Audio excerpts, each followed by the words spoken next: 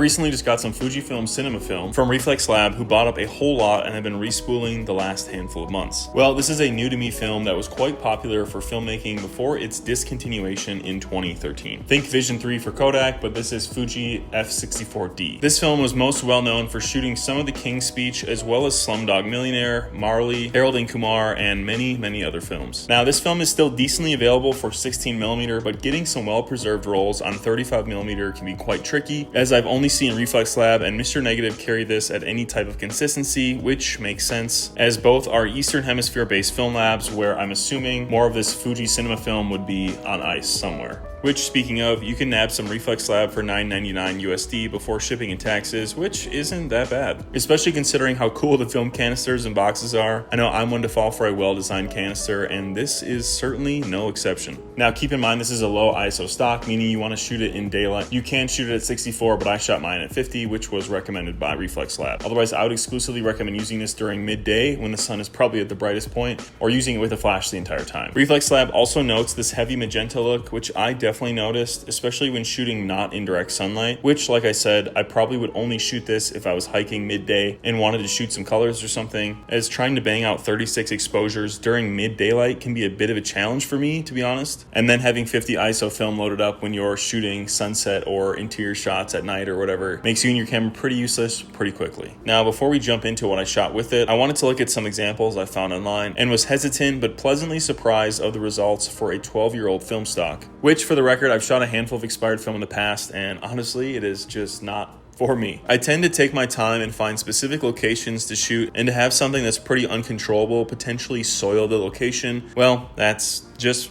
not for me. And I know for many people that's the whole allure of expired film, but I just wanted to give my point of view and thought process on it before we get into deep. Otherwise, enough yapping, let's just go shoot some.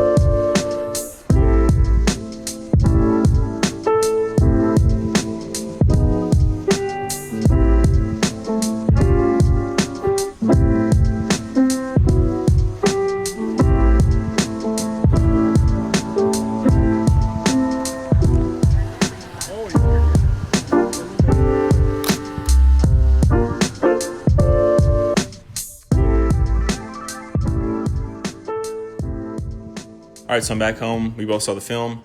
What do I think? Well, it's definitely magenta like they warned. But with that being said, when I shot it midday, it honestly looks pretty good. It's a bit more true to life, yet still quite magenta and almost an experimental look to it, but that's obviously just the expired film due to the age. Otherwise, when I shot it at sunrise up in the mountains, it really struggled when being even slightly underexposed and had some really wonky colors then, especially compared to when I was shooting portraits in a much more muted, evenly lit spot. I seem to love to test films in such epic but difficult locations to see how they look, which is becoming more and more of an issue when trying to see the baseline for these films, so noted that for the future. I also had an issue where random frames would be super magenta or super green, which happened more on the second roll, so maybe some rolls are just better preserved than others.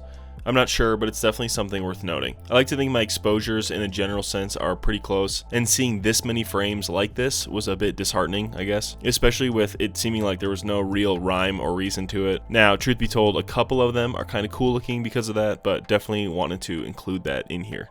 Otherwise, what's my overall verdict on the film? Well, like I said before, I'm not big into expired film, so I tend to like a more muted, stripped back, or pastel-y look to my images and tend to stay away from experimental or crazy expired film to avoid having to painfully pay for more failed frames than I already get when I have to go out and shoot. With that being said, I know there's tons of people who like the lottery-esque, almost Russian roulette style of buying a film, seeing if it's any good, testing it, etc., and then trying to, pick subjects and stuff that kind of fit around the look of that expired film, which I totally get is a fun process, I'm sure, but for me, shooting film is already difficult and expensive enough that I'd like to mitigate all of my issues, I guess, when it comes to testing out new films and just get the consistent look that I like and, stick with it. For me, when I don't know the look of the film stock, I feel like I end up wasting tons of frames, time, and ultimately just money, which could have been spent on a film stock that I just know better, feel more comfortable with. But ultimately, I think that's kind of where this film slots in perfectly. You can shoot some well-preserved, expired Fuji cinema film for a fairly low cost, which I know many people would be interested in. For what it's worth, my buddy over at Pushing Film shot some of this some years back, as well as showed how he scanned it,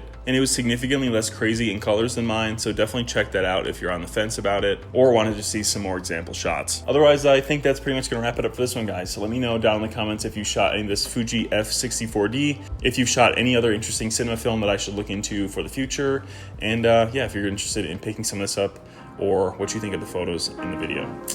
Otherwise, thank you so much for watching. Until the next one, stay safe, stay shooting. Adios, guys.